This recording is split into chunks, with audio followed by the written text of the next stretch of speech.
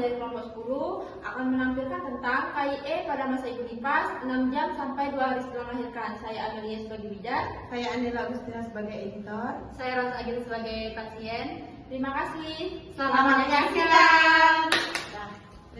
Selamat siang Ibu Rosa. Bagaimana Bu kabarnya setelah melahirkan pagi tadi Ibu? Alhamdulillah Bu, masih agak lelah, tapi senang sekali lihat bayinya sehat.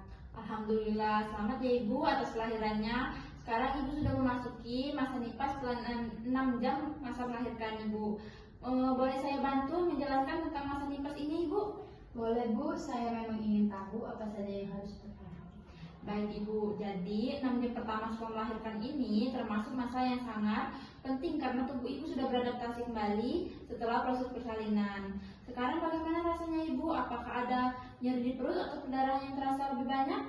Ada sedikit nyeri di perut seperti kram dan darahnya masih keluar tapi tidak terlalu banyak. Baik Ibu, itu normal ya Ibu. Nyeri di perut itu menandakan rahim Ibu sedang berkontraksi untuk kembali mengecil. Yang penting rahim terasa keras bila diraba dan darahnya tidak terlalu membasir pembalut. Dalam waktu kurang dari 1 jam ya Ibu. Untuk sekarang sebaiknya jangan terlalu banyak bergerak ya Ibu. Istirahat dulu, jangan terlalu sering bergerak setelah 6 jam ini. Nanti boleh pelan-pelan duduk atau ke kamar mandi ya Ibu. Kalau saya ingin ke kamar mandi boleh ya Bu? Boleh Mbak Ibu, malah dianjurkan. Usahakan buang air kecil setelah 6 jam pertama ya Ibu, supaya kandung kemih Ibu tidak penuh atau karena bisa mengganggu kontraksi rahim Ibu. Oh begitu Bu. Lalu bagaimana dengan makan dan minuman? Jika Ibu tidak merasa mual, boleh mulai makan makanan yang bergizi dan minum air putih yang cukup ya Ibu.